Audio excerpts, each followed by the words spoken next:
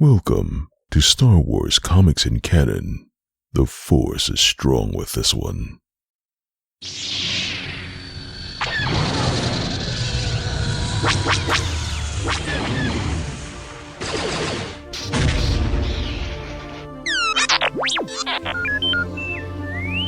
Hello there and welcome to Star Wars Comics in Canon, your guide to the wider Star Wars canon through the comic book lens. And to take you on this journey, I'm your host, Mike Burton.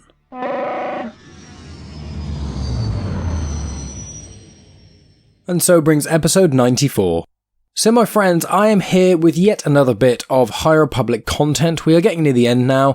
This, as well as two other pieces, I think are then going to be all of the High Republic content for the whole of Phase 1, aside from the last two book reviews that I have got. So let's dive right in. So this is going to be the High Republic comics Eye of the Storm 1 and 2. They focus on Marchion Ro, who is the main antagonist for Phase 1 of the High Republic. These comics take place in Phase 1, Wave 3. It is the last piece of chronological content, so this takes place after everything in the High Republic we've had so far. So it's during or after 230 years before the Battle of Yavin, and there are parts within Issue 1 which are slight flashbacks that I'll get to when we get there, but that's generally the timescale. I would also strongly recommend, if people have not already read The Fallen Star or the last High Republic comics by Marvel, then you go back and do those things, because this is going to have spoilers for those pieces, because there's a certain big event that happens in the third wave of the first phase of the High Republic, and that event is heavily referenced. If you haven't read The Fallen Star and you haven't checked out the High Republic comics, then you can check out my episodes on these things. So the High Republic comics I tackled in episodes 84, 88 and 92 of Star Wars Comics in Canon, and the Fallen Star book review I tackled 2 episodes ago. So the High Republic comics, I'll go through all of the comics, I'll go through the plot details and add additional content and information about trivia and planets and species, those sorts of things. And the book review starts off completely spoiler free, and then towards the end I give people plenty of warning, and then I give a general gist of the plot. So if you want to find out those things, go check out those episodes. So with the releases of these, Eye of the Storm Issue 1 was released January 12th, 2022, Issue 2 was released March 2nd, 2022, and the trade paperback collection was released March 3rd, 2022. However, it's not called Eye of the Storm, the collection is called Jedi's End, and is actually the High Republic Comics Volume 3, it just also includes these 2 issues of Eye of the Storm. The writer of these is Charles Soule, the artist is Guillermo Sanna, the colour artist for both issues was Jim Campbell, but he was helped out on issue 2 by Antonio Fabela. And to clarify, the other pieces of High Republic content I need to do before delving into Eye of the Storm are going to be Trail of Shadows, the Edge of Balance manga, and then the book reviews of Mission to Disaster and Midnight Horizon. But with that all in mind, let's get into things. So, the first issue is called Act 1 and is called Ro, and this details the history of Marchion Ro's species, which is the Evereni. They are blue-skinned humanoids, and as I said, the history is within these pages, and they're from the planet Everon, and they spoke in the language of Evereni, which is the native tongue, and that means stewards or caretakers in basic. So the issue starts on the Gaze Electric, which is Marchion Ro's flagship vessel, and is mentioned that after the fall, which is referring to the events in The Fallen Star, which I'm now going to give you guys spoiler warnings for. That was your warning. The event in itself was Starlight Beacon being destroyed by the Nihil. And Marchion Ro says, "You're afraid of me, and there's a reason for that." And then we go on to Scene 1, which is called The Truth. And there's a little sentence after each of these scenes, so I read those out to you each time. So, The Truth, in which a people learn valuable lessons and are greatly changed by them, in all ways but one. So now I'm going to do a very brief summary of the Evereni. That's what this main issue is about, and then it details Marchion Ro's childhood and whatnot. So, the Evereni are from a hostile Tempest world. There's tons of rain, there's a lot of harsh winds, there's bolts of electricity everywhere. It's very, very harsh and difficult to live on. The Evereni embraced this. They changed with the planet themselves. They believed that if they took care of the planet would then take care of them. Then a once-in-a-millennia vortex destroyed the vast majority of the cities and many of the Evereni. They then learned that they couldn't actually trust their home anymore. Then, after years of believing in institutions like governments and things like that, massive war broke out and it carried on for centuries due to there being a lack of resources and then people losing faith in the institutions because people are selfish, and then, when there's not a lot to go around, some people will hoard things, and then that caused mass distrust, those sort of things, which led to the Evereni people just not trusting each other at all. Now, the numbers kept reducing and reducing, and then the remaining Evereni left the world. They were infighting quite a lot, and when they left the world, there's images of them in spaceships, and then they started just shooting each other and destroying each other, which obviously cut their numbers down even less. And then when they met others, they then would kill those as well, because they had no idea how to interact with other species and things. When they did this, that then led to retaliation by species or groups of people that had far more resources than they did, which then caused even more wars to break out, but between the Evereni and non-Evereni people, which then led to an even higher decline of Evereni population. The Evereni then learned to manipulate and deceive people, to turn others to their purpose rather than coming at the gates running and attacking them, and that has forged the Evereni people as very manipulative and also very clever and cunning individuals. So that's a very brief summary, so move on to scene number 2, which is called The Lie, and this is set around 20 years before the events of the first phase of the High Republic, so about 20 years before Light of the Jedi. So, The Lie, in which a small family of Evereni wanderers in a time of the High Republic finds something they have sought for generations. So you've got Marchion Ro speaking with Mari San Tekka. Now, Mari San Tekka is a human who is over a century years old. She was kidnapped from the San Tekkas decades prior, and the San Tekkas believe that she was lost. There's more details of her kind of sprinkled throughout the High Republic books. I think The Rising Storm and Out of the Shadows are the two best places for information about them. And while Marchion is speaking to Mari San Tekka, she is in this strange pod machine. And then you see Marchion Ro's father, called Asgar, watching. Now, Asgar, you do get some more information about Asgar in the audio drama The Tempest Runner, and that's written by Kevin Scott, and I didn't really fully tackle that. I kind of lightly touched upon it when I did my Rising Storm review, but it is worth it, and it gives a lot of information on the Nihil themselves, on Marchion Ro, on his dad Asgar, and just the dynamics of the Nihil with the Eye of the Nihil, which is obviously what Marchion Ro and his father Asgar was before him. So while Asgar is watching Marchion, he is there as well with Asgar's mother, who is obviously Marchion Ro's grandmother, and she is called Sharla. So they have some discussions, Asgar and Sharla, while Marchion is speaking with Mari San Tekka, and Sharla calls Marchion the Blade's Point. So says that every generation of Evereni has made this blade, and it gets sharper and sharper and sharper, and now Marchion Ro is the culmination of that. He is the point. So Sharla and Asgar then start to argue. Asgar wants to use the Nihil to attack the Republic, use the paths that Mari San Tekka provides to them, and use it to go on the offensive and try and wipe out the Jedi. However, Sharla does not want to do that. She's seen what the Jedi can do, and she says she needs the time to be right before doing that. Asgar then retaliates by pushing her off this balcony they're on, and she just dies as she splats on the floor, and this is all happening while Marchion Ro is still speaking to Mari San Tekka. Now, while Marchion Ro looks at people, he seems to see people in a very peculiar way. He looks at them and sees them as skeletons or corpses, things like that. So he seems to see people kind of as dead individuals, which I think is quite telling on how he views people. So after Asgar killed Sharla, he then goes out to this campfire, and there's characters called Pan Ieta and Kasav who are there. They are both Tempest Runners of the Nihil. Now, Pan Ieta is a Dowatin, and Kasav is a Weequay. They're both in Light of the Jedi and the Rising Storm, and then Pan Ieta is in the Tempest Runner as well. Around this campfire, Pan and Kasav are discussing leaving the Nihil, but then Asgar's ship comes into land, so they stop talking, and then they address him when he comes out. It's confirmed that they don't respect him. They respected his mother, they respected what she did for the Nihil, but Asgar hasn't proven himself at all. He says that that's fair. Well, you can have the entirety, you can have my flagship, you can have the paths, you can have everything you want, if you can kill my son in a ship.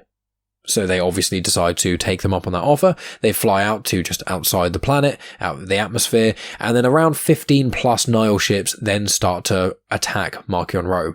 So Marchion Ro manages to avoid all of these things because Asgar comms to Mary Santeca and says to activate the battle paths. That happens, and then Marchion Ro is just appearing and disappearing all over the battlefield and is destroying many Nihil ships. Asgar is telling Marchion to stop because the Nihil have then surrendered, but Marchion is not listening at all. Asgar then has to threaten Marchion and says that he'll just take the paths away from him and then he'll be stranded out there with lots of vengeful Nihil trying to get him, and then Marchion Ro does power down his engines. So with that all sorted, Asgar then bargains with the Nihil, and he and Marchion get to control the paths and take a cut, but the Nihil get all of the glory. The Nihil are all receptive to this and are thrilled to be involved. So that leads on to the third scene of this comic, which is Scene 3, The Kill, in which through the power of the paths, the Nihil have become much more than they were. An eye closes and an eye opens. So this is now 10 years later from the events we just saw, which is around 10 years before Light of the Jedi. So you've got Asgar Ro, who's laying on the ground, beaten and bleeding heavily. Marchion is standing over him and completely ignores him, takes the helmet off of him, and then just walks away.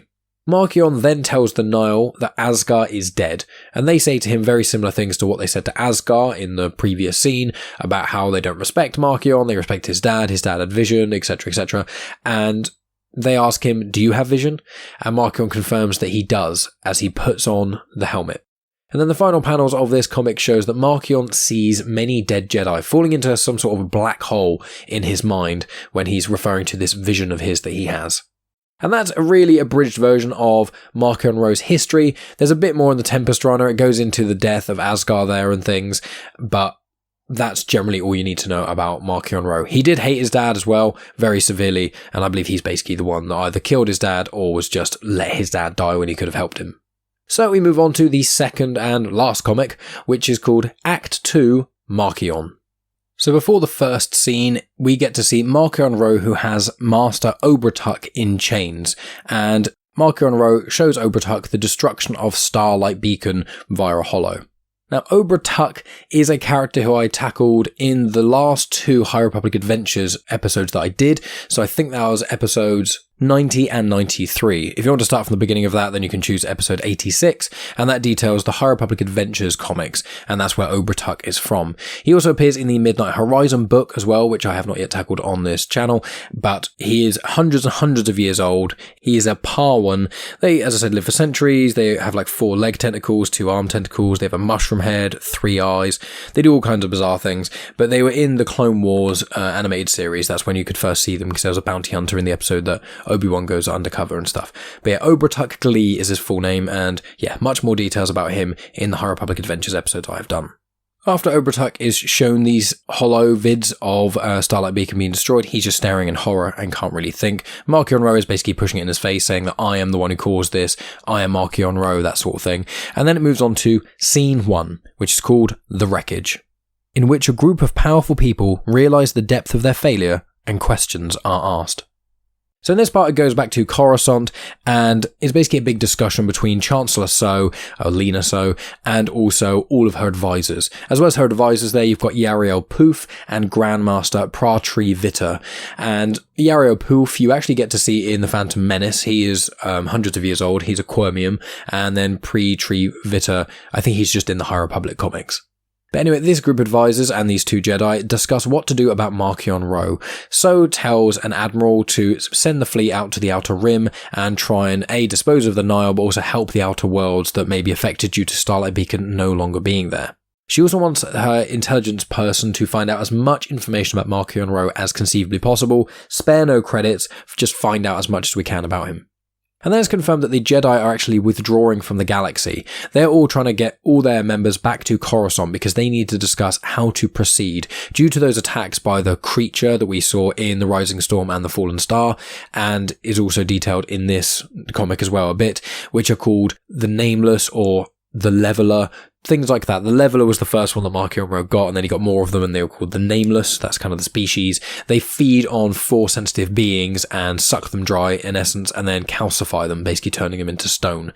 And because the Jedi have no real idea anything about this, they are quite terrified, and so they need to withdraw and work out where to go from here. Lena so asks about Emmerich Kaftor's investigation, which is detailed in the Trail of Shadows 5-part mini-series, which I will be tackling in a couple weeks' time. I was going to do it for this episode, but it's such a busy week for me. At the moment, I only had time to do these comics, so apologies for that.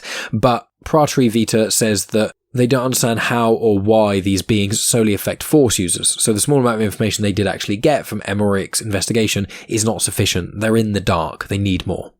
And so we move on to scene number 2, The Hunt, in which the source of Marchion Ro's weapon against the Jedi is revealed, while its name and nature remain obscured. Now, a lot of this has got Marchion Ro's narration over it. I'm not going to read that out for yourselves. It's part of the thing why I say, although you can check out these episodes and get the general gist of what's happening in these comics, they are really, really good comics to read. You get a lot of information on what makes Marchion Ro tick, how he perceives the world, and yeah, there's a lot of narration and a lot of stuff. It kind of reminds me a little bit of sort of Neil Gaiman, Alan Moore-esque style telling. Charles Soule has used a lot of words here, and not in a bad way, that's not a dig in any way, but he has used a lot of words and there's a lot of text and things to explain what's going on, as well as some really, really good artwork. So I do recommend it for anyone who reads the High Republic in any capacity. I think these 2 comics are essential. So anyway, scene 2, The Hunt, it takes place months ago, so months prior to the end of phase 1 of the High Republic, and it shows that Marchion Ro goes on to find some more of these nameless beings, some more levelers. He enlists 7 warriors of the Nihil and then brands them. He tells them a story to rile them up and get them on his side, and to kind of, get them enthused, get the morale up, and then takes them, as well as several Nihil ships, to a new world. It's surrounded by electrical clouds, and as Marchion Ro flies through there, right at the very back, after all these other Nihil ships go in there, all these Nihil ships get electrocuted and zapped by these giant lightning bolts and get destroyed, but Marchion Ro's ship just manages to fly straight through, and he thinks to himself that Asgar was right, and it was basically that you need to sacrifice people to actually get onto the planet. So Marchion Ro's ship lands and the 7 warriors come out, and it's confirmed that the world is teeming with life, but Marchion does comment that the world will defend itself, so be careful, as he kind of points to a carnivorous looking plant. Marchion Ro uses a crystal that has been put on the end of a staff. It glows purple, and you get to see it from the first volume of the High Republic Adventures comics. I didn't realise how much that this Eye of the Storm 2-parter would actually connect with the High Republic Adventures comics, but the artifact that Marchion Ro uses to control the levelers, or Nameless, he gets that in the end of the High Republic Adventures first volume. So Yoda and a grand species called Elder Tromac, I think, go and try and find it. So if you want more information about that, go back and check that episode out. So when Marchion Ro uses this crystal on a staff, creatures from the world around attack. Him and the Nihil start shooting them and attacking them and things, and after quite a few have been killed, the Nameless then emerge. So the Nihil then get the restraints. They manage to get these beings onto the ship, and while they're on the ship, one of the 2 remaining Nihil, because the other 5 were killed planetside, asks about the Nameless. Marchion Ro explains their power, how that they'll kill the Jedi, and just basically says that a lot of the things we already knew from reading The Rising Storm and The Fallen Star. This Nihil then questions Marchion Ro why, and Marchion Ro is unsure really why he wants to kill the Jedi so much. He's got loads of reasons in his head as to what the reason could be, but he doesn't really come to the full conclusion. And there's a note that says if Marchion Ro was self-aware enough and could look inward enough, then it would be because, and this is to quote Marchion Ro, is basically subconscious, that I am all that matters, and I do not like people who do not matter telling me what to do. So he's just a control freak to the utmost extreme degree, and he wants to be able to do whatever the hell he wants, and so he basically kills anyone in his way. So this leads us to scene 3, The Triumph, in which no one tells Marchion Ro what to do. So Marchion Ro rallies up the remaining Nihil, and he tells them that he wanted freedom from the Republic, and he has created the Storm Seeds. Now, he created those from the help of the martyr Chauncey Yarrow, who died in The Fallen Star, and she created something called the Gravity's Heart, and the project succeeded, and that's what created these Storm Seeds. It will keep sections of the Outer Rim in the hands of the Nihil, and then it shows some Republic vessels going towards where the Nihil would be, as per what Chancellor Lena so requested at the start of this comic, and they get to certain points in hyperspace, and then things start going a bit strange, and then massive explosions happen, and it shows that just a huge amount of ships get destroyed. And it's confirmed that anyone who enters the certain sectors that have been marked off by the Nihil without permission will die. It is then confirmed back on Coruscant that there are 10 full sectors of the Outer Rim that have been essentially sealed away due to these Nihil storm seeds that have been put down, and the Chancellor is very concerned about this and doesn't really seem sure what to do. And this leads us to the final scene, which is scene 4, The End, in which things end. Marchion Ro tells Obratuk that he has won. He's defeated the Jedi, he's destroyed Starlight Beacon and things, and he's got all of this just weight behind him that he can use. And he then uses the purple leveler staff. A leveler or a nameless being then emerges and turns Obratuk to stone / calcifies him. And then the final panel of this shows Marchion Ro saying, "My favourite thing is when someone who believes they are strong realises they are weak. And the reason is me." And that is the end of the 2 Eye of the Storm comics. So obviously I did breeze through those, but it's basically just a big history lesson on Marchion Ro and also his people. I would hugely recommend people pick these up either on Marvel Unlimited or physical copies or wherever you pick up comics. Please check these out because they are really good. The artwork's great. And although I did glaze over quite a few things, there's so much more for you to delve into here. There's so much dialogue and there's little parts here and there that I missed out that aren't explicitly relevant to the wider canon, but are really interesting parts within the story. So I do really recommend people pick those up.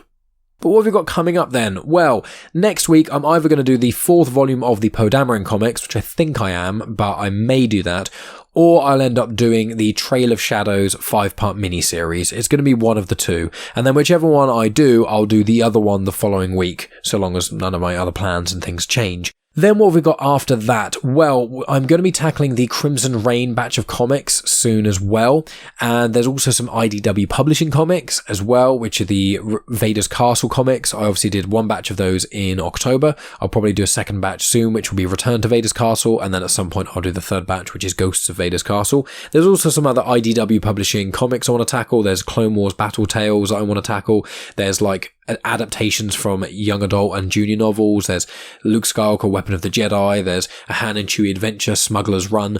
There's a few other bits and pieces there, so I'll probably end up tackling those too.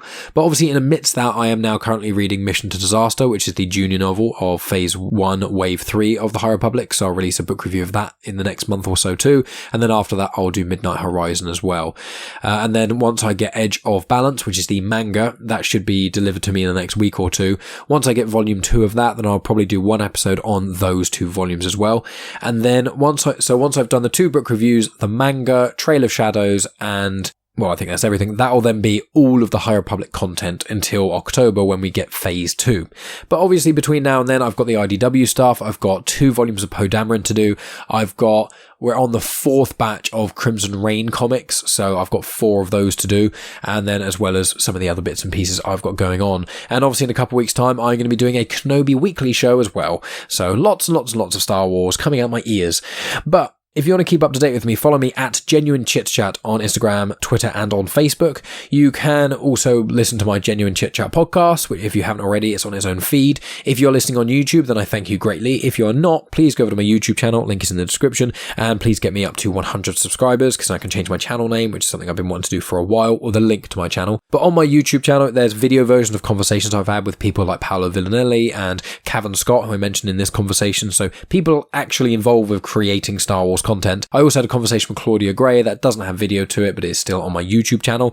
So on my YouTube, it's basically got all my Star Wars comics and canon videos and all my episodes, which have just got a nice little visualizer with them, and as well as my Genuine Chit-Chat episodes, as well as certain episodes that have got video to them as well. Everything's in nice little playlists. So you can check that out. You can subscribe on there. You can also rate and review and things on Good Pods, Apple Podcasts, those sort of things. And you could also, if you really want to help out the show and keep the gears running, you could subscribe to my Patreon. That is patreon.com/genuinechitchat.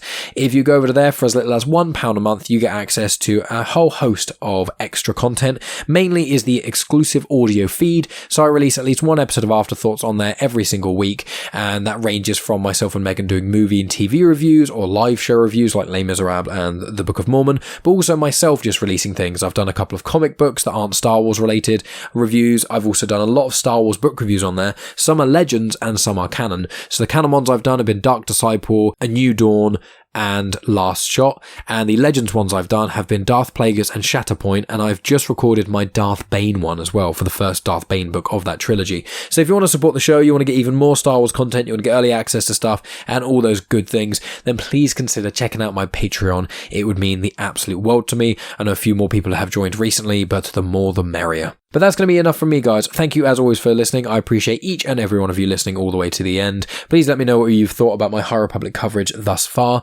And if you've got any notes or tips or anything else you want to add, or if there's any content that I've missed that isn't, the junior sticker books that are 20 pages, or the little tiny comic strips in Star Wars Insider, if there's anything aside from those 2 pieces of High Republic content I may have missed, please let me know and I'll be happy to tackle them. But that's enough from me, guys. I will talk to you next Saturday, and as always, may the Force be with you.